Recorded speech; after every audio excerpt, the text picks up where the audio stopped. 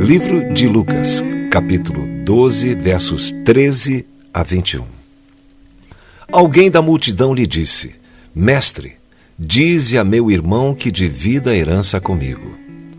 Respondeu Jesus: Homem, quem me designou juiz ou árbitro entre vocês? Então lhes disse: Cuidado, fiquem de sobreaviso contra todo tipo de ganância. A vida de um homem não consiste na quantidade dos seus bens. Então lhes contou esta parábola. A terra de certo homem rico produziu muito. Ele pensou consigo mesmo: o que vou fazer? Não tenho onde armazenar minha colheita. Então disse: já sei o que vou fazer. Vou derrubar os meus celeiros e construir outros maiores, e ali guardarei toda a minha safra e todos os meus bens. E direi a mim mesmo: você tem grande quantidade de bens armazenados para muitos anos. Descanse, coma, beba e alegre-se. Contudo, Deus lhe disse: insensato, esta mesma noite a sua vida será exigida. Então, quem ficará com o que você preparou? Assim acontece com quem guarda para si riquezas, mas não é rico para com Deus. Dirigindo-se aos seus discípulos, Jesus acrescentou: portanto, eu digo a vocês, não se preocupem com sua própria vida, quanto ao que comer, nem com seu próprio corpo, quanto ao que vestir. Essa parábola surgiu dentro de um contexto interessante. Era comum que os judeus procurassem os rabinos para que estes julgassem as suas causas. Considerando que Jesus fosse um desses mestres da lei, um homem o procura para que Jesus intervenha num caso de divisão de herança entre irmãos. E aqui me surpreende, porque já desde aquele tempo, herança gerava problemas entre familiares.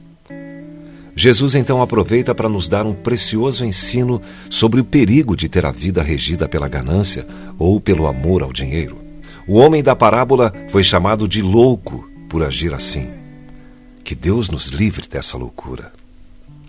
O homem rico era louco porque não entendia que tudo que ele tinha vinha de Deus. A Bíblia nos diz no Salmo 24, verso 1: do Senhor é a terra e tudo o que nela existe, o mundo e os que nele vivem. Ou seja, na verdade, tudo o que nós temos não é realmente nosso, mas está nos emprestado. Deus é o dono de tudo que há. É uma loucura pensar diferente. Casa, carro, empregos, bens, tudo está nas mãos de Deus. Até os nossos familiares, queridos, nossos filhos, que nos são tão preciosos, na verdade, são de Deus. A nossa saúde e a nossa própria vida também pertencem ao Senhor. A maior prova de que Deus é o dono de tudo é o fato de que Ele pode pegar para si na hora que Ele quiser. No livro de Mateus, no capítulo 6, verso 27, Jesus diz: quem de vocês, por mais que se preocupe, pode acrescentar uma hora que seja a sua vida? Não caia na loucura e na soberba de pensar que você é dono da sua própria vida, porque não é. Portanto, cuide muito bem de tudo que Deus lhe confiou, a começar pela sua vida e pela sua família. O homem rico era louco porque era avarento. A avareza é o amor ao dinheiro. Veja o que a Bíblia ensina sobre isso. O amor ao dinheiro é a raiz de todos os males. Algumas pessoas, por cobiçarem o dinheiro, desviaram-se da fé e se atormentaram com muitos sofrimentos. 1 Timóteo, capítulo 6, verso 10. Que terrível é o engano das riquezas. A Bíblia tem toda a razão. Por causa do dinheiro, as pessoas matam, roubam, traem, mentem, enganam, ou seja, se atormentam com muitos sofrimentos. Quem ama o dinheiro torna-se escravo de um demônio chamado Mamon. Esse demônio prende as vidas das pessoas, fazendo com que estas se tornem egoístas, cobiçosas e, pior, distantes de Deus. Quem é servo de Mamon, muitas vezes nem tem tempo para Deus porque só pensa em trabalhar e adquirir riquezas. Seu coração está nos bens que possui e naqueles que quer possuir. Quem ama o dinheiro, muitas vezes se torna egoísta. Veja a atitude do homem da parábola. Ao perceber que tinha riquezas em abundância, nem cogitou dividir com aqueles que não têm, mas sua ideia foi armazenar para si mesmo. Assim é quem está dominado por Mamon. Nunca está satisfeito com o que tem e quer armazenar cada vez mais. O homem da parábola que Jesus contou era rico. Porém, a avareza não é um pecado apenas dos ricos. Há pessoas que têm muito pouco, mas também estão nesse engano, correndo atrás das riquezas, amando o dinheiro. Isso é uma loucura, já que nada trouxemos para esse mundo e nada poderemos levar. 1 Timóteo 6,7. O homem rico era louco porque não pensou na eternidade.